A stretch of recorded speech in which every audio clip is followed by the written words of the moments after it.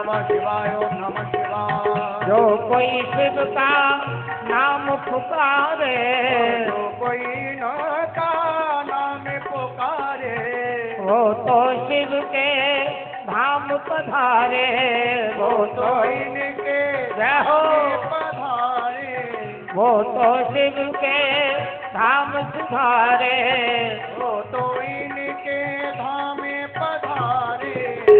ऐसा बिगड़ी बनाने वाला कोई और नहीं, ऐसा बिगड़ी बनाने वाला और नहीं। भोलेनाथ से, ओ भोलानाथ से निराला कोई और नहीं। भोलेनाथ निराला कोई और नहीं, ऐसा भक्तों का रखवाला कोई और नहीं, ऐसा रखवाला कोई और नहीं। है भोले, ओ भोले, ओ भोलेनाथ से निराला कोई और नहीं। भोलेनाथ निराला कोई और नहीं, भोलेनाथ से निराला कोई और नहीं। भोलेनाथ निराला कोई और नहीं।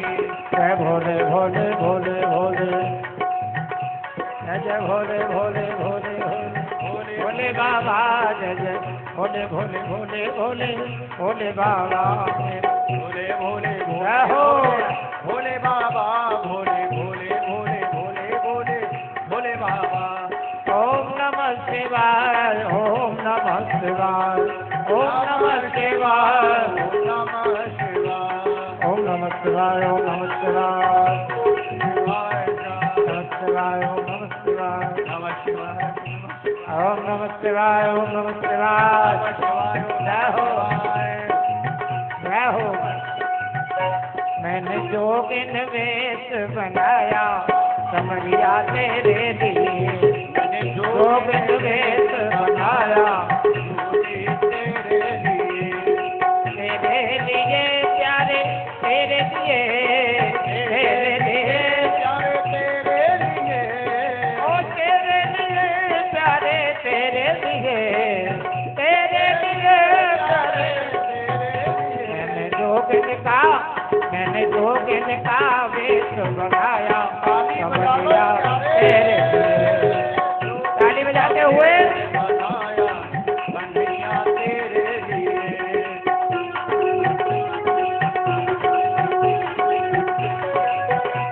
जय हो।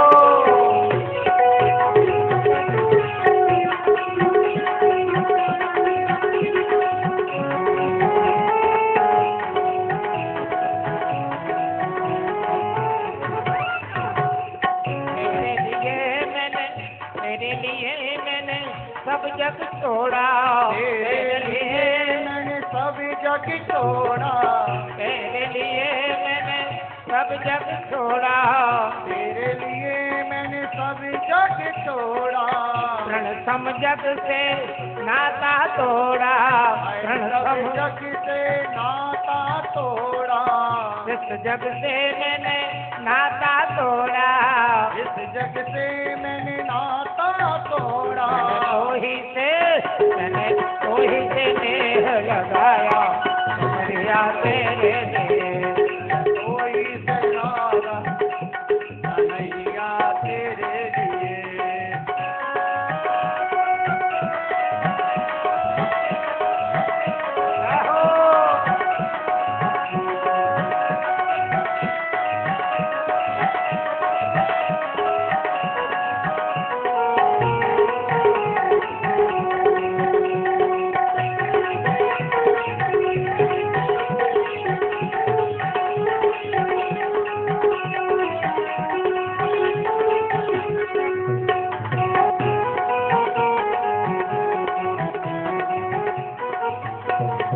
श्याम नाम की परियुर रेखें, श्याम नाम की दुनिया की सूरत क्यों देखें, दुनिया की सूरत क्यों देखे, दुनिया की सूरत क्यों देखें, दुनिया की सूरत क्यों देखे। वहाँ तू दिल गीत समाया कमरिया तेरे लिए, तू दिल गीत समाया। जय हो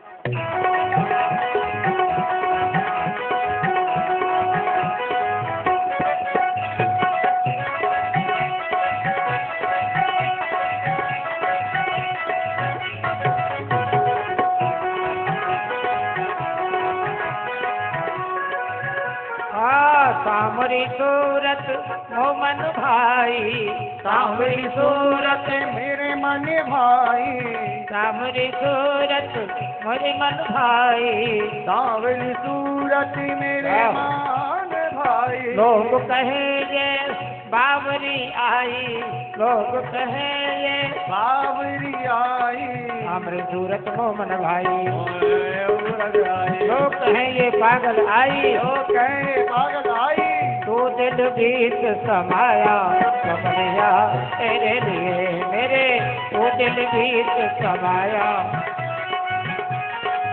ओ मैंने जोगिन वेश बनाया कमरिया तेरे लिए। जय हो।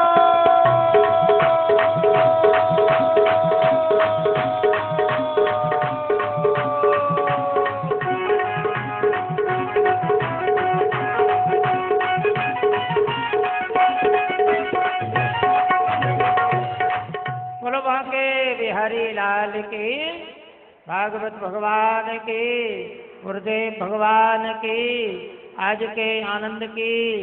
जय जय श्री राधे श्याम। कर्णिकारं बिभ्रद्वासः कनककपिशं वैजयन्तीं च मालाम् रन्ध्रान् वेणोर्धरसुधया पूरयन् गोपवृन्दै वृन्दारण्यं स्वपदरमणं प्राविशद्गीतकीर्ति राधानां सुधारसं रसयतुं जिह्वास्ते बहवला पादौ तत्पदकाङ्कितासु चरतां वृन्दाटवीवीथिषु तत्कर्मैव करोतु हृदयं पद्यापकं ध्यायते भवभावे त्वम्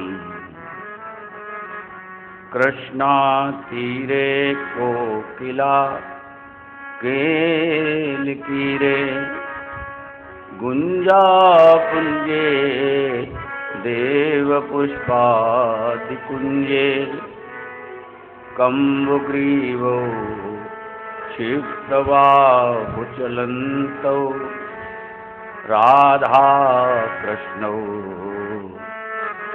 मङ्गलं मे भवेता मङ्गलं मे भवेता विद्युतदुतसे राधिका सजल जलद घनश्याम इगुल रूप नयनन बसो नहीं और सो काम नहीं और सो काम। बोलिए श्री वृंदावन बिहारी लाल की जय। ठाकुर श्री हरिहर बिहारी लाल की जय। जगत गुरु श्री चंद्र भगवान की जय। श्री बाबा हरिहर महाराज की जय। श्री सतगुरुदेव भगवान की जय। सर्व संत समाज की जय। सर्व हरिभक्तन की जय। श्री यमुना मैया की जय। जय जय श्री राधे श्याम। श्री कृष्ण गोविंद हरे मुरारे हे नाथ नारायण यन वासुदेव श्री कृष्ण गोविंद हरे मुरारे हे नाथ नारायण वासुदेव श्री कृष्ण गोविंद हरे मुरारे हे नाथ नारायण वासुदेव श्री कृष्ण गोविंद हरे मुरारे हे नाथ नारायण वासुदेव श्री कृष्ण गोविंद हरे मुरारे हे नाथ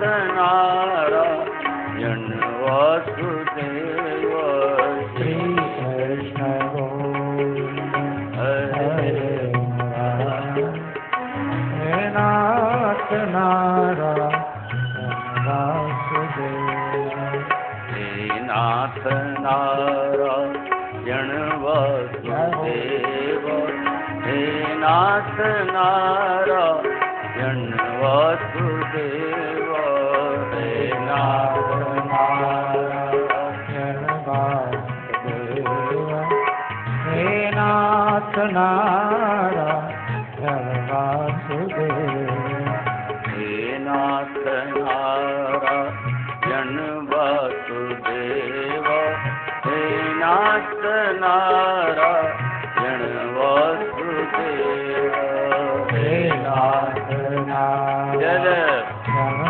वासुदेव हे नाथ नारायण वासुदेव श्री कृष्ण गोविंद हरे मुरारे हे नाथ नारायण वासुदेव श्री कृष्ण गोविंद हरे मुरारे हे नाथ नारायण वासुदेव हे नाथ नारायण वासुदेव हे नाथ नारायण वासुदेव हे नाथ नारायण वासुदेव हे नाथ नारायण वासुदेव जय जय श्री राधे श्याम।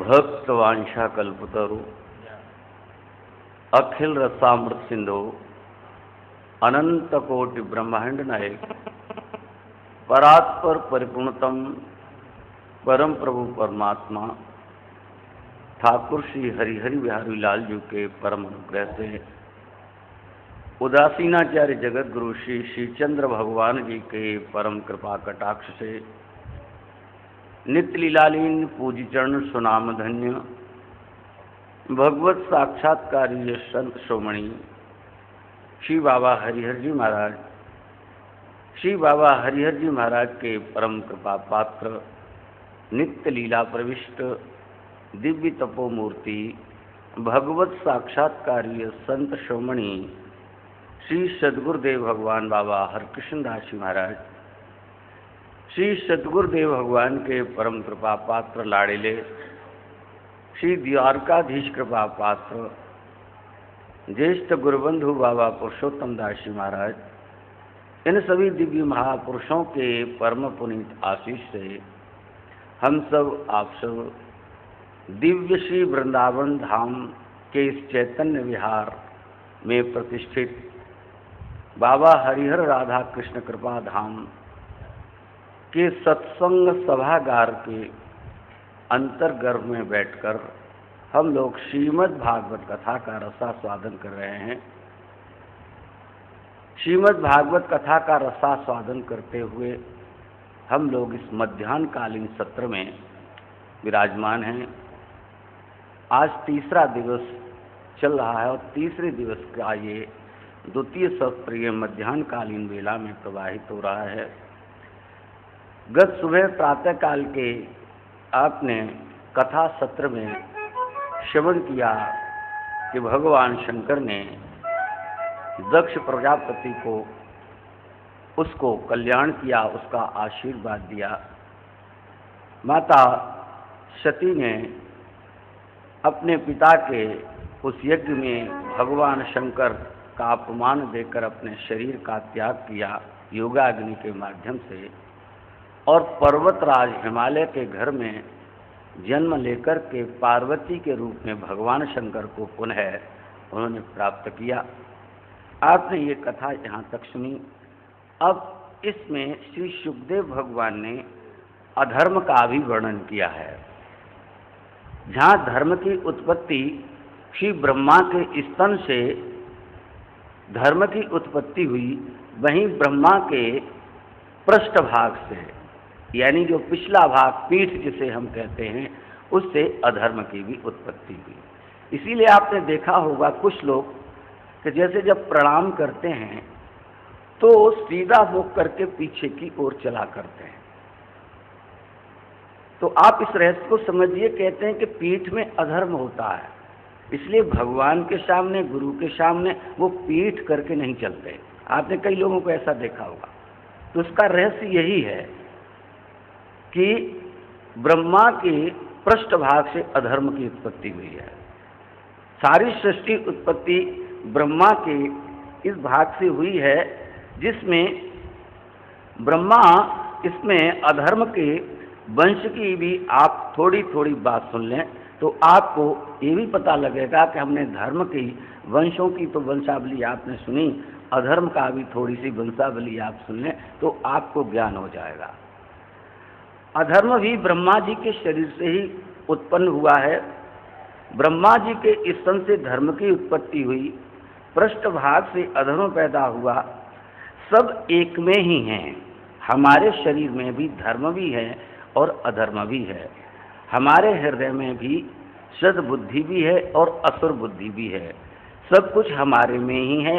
गीता में भगवान कहते हैं कि मनुष्य अपने आप में ही अपना मित्र है और अपने आप में ही अपना शत्रु है।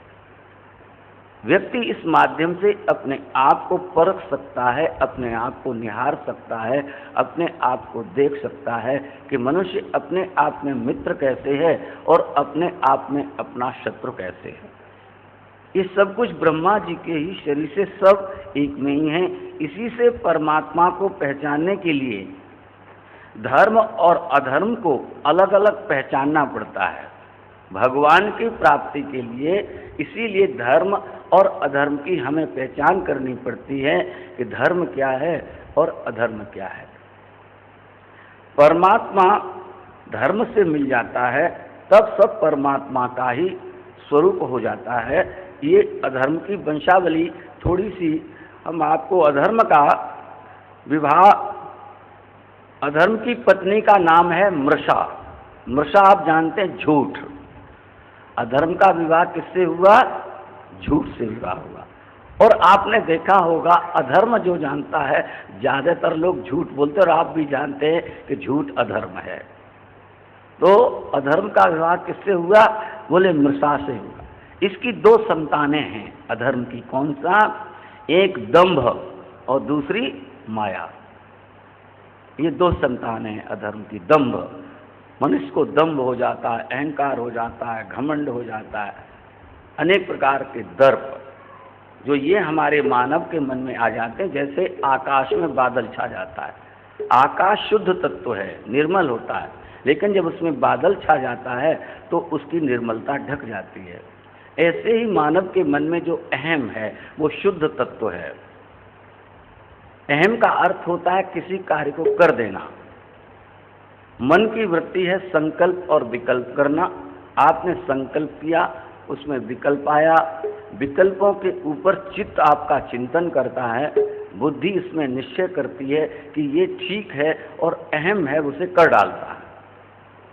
ये सूक्ष्म आपका अंतःकरण, मन, बुद्धि, चित्त, अहंकार। और जब उसी अहंकार में दर्प आ जाता है, घमंड आ जाता है, उसको कहते हैं दंभ। की आदमी बड़ा दंभी है, बड़ा ये अहंकारी है, इसको बड़ा अपने धन का दम्भ घमंड हो गया। आप कहते हैं, आप भी कहते हैं।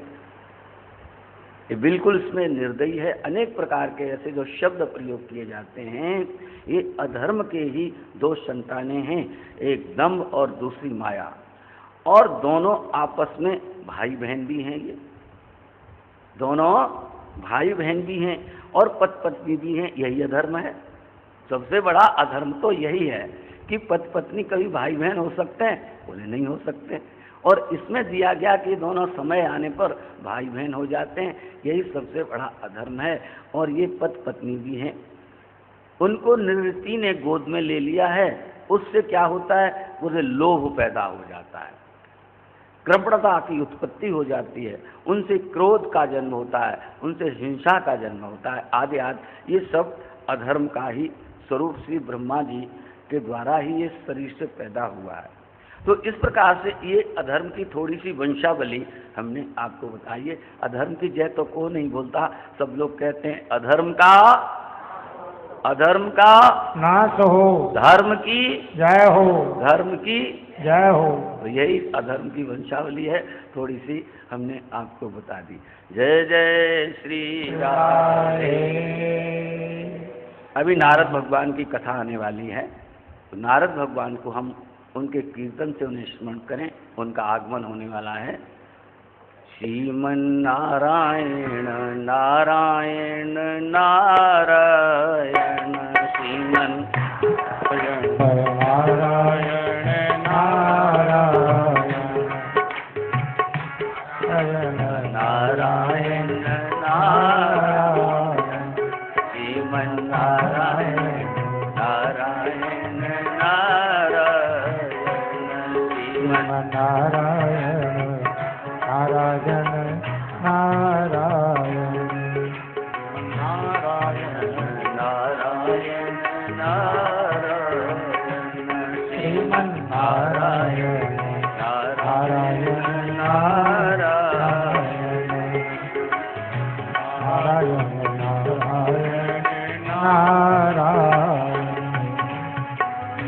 नारायण भगवान नारायण भगवान की जय। अब यहाँ से फिर हम मनुवंशावली की ओर फिर चलते हैं। अधर्म की थोड़ी सी कथा इसमें वर्णन किया गया है। उसके बाद में अब हम लोग फिर मनुवंश की ओर चलते हैं। अब तक आपने मनु महाराज की पुत्रियों की वंशावली की कथा सुनी, आपने देवहूति की कथा सुनी, आपने प्रसूति की इसमें इतनी कथा नहीं है, इतनी फिर आपने आकुति की कथा नहीं है, प्रसूति इत्यादि की कथा जिसमें आपने भगवान शंकर इत्यादि की कथा सुनी। मनु महाराज के दो पुत्र भी थे, प्रियव्रत और उत्तानपाद। प्रियव्रत बड़े थे इनमें, लेकिन प्रियव्रत का मन भगवत भजन में ज्यादा लगता था। मनु महाराज ने प्रीतव्रत को कहा कि हे पुत्र, आप राज व्यवस्था संभालो। लेकिन प्रीतव्रत ने कहा कि पिताश्री, इस राज्य में क्या रखा है, राज्य में फंसने के बाद व्यक्ति बाद में नरक का ही गामी होता है, इसलिए मैं इस राज्य को ग्रहण नहीं करूंगा, मैं परमात्मा का भजन करूंगा, भगवान का नाम लूंगा। तो प्रियव्रत महाराज ने उस राज्य को स्वीकार नहीं किया और वह भजन करने के लिए चले गए, पुलह क्षेत्र में चले गए, नारद के तरफ चले गए, उन्होंने भजन किया। उसके बाद उनके पिता श्री मनु महाराज ने अपने उनके छोटे पुत्र उत्तानपाद से कहा कि पुत्र, तुम राज्य की व्यवस्था संभालो, और उन्होंने उनकी बात को मान लिया। और इस प्रकार से उत्तानपाद को मनु महाराज ने उनका राज्य तिलक कर दिया। उत्तानपाद का विवाह हुआ। उत्तानपाद जिसे कहते हैं कि जिसके पैर ऊपर को होते हैं उसको उत्तानपाद कहते हैं। हम सबका जन्म ऐसे ही होता है, तो देखा जाए हम सभी उत्तानपाद हैं, हम सभी उत्तानपाद हैं। जिसके पैर ऊपर को हो मनुष्य के और फिर आता है जन्म, हमारा ऐसे ही होता है, तो हम सभी उत्तानपाद हैं। उत्तानपाद के दो पत्नियां थीं, सुरुचि और सुनीति। सुरुचि और सुनीति का थोड़ा सा आप भेद समझ लेंगे तो ये कथा आपकी पूरी समझ में आ जाएगी। सुनीति और सुरुचि, और हम सबके अंदर ये दोनों ही वृत्तियां हैं। सुनीति शब्द का अर्थ हो गया है जो शास्त्र की मर्यादा के अनुसार अपना जीवन जीती है, उसे सुनीति कहा जाता है। यानी जो हमारी सनातन धर्म की जो परंपराएं हैं उसके अनुसार हमारे ग्रस्त जीवन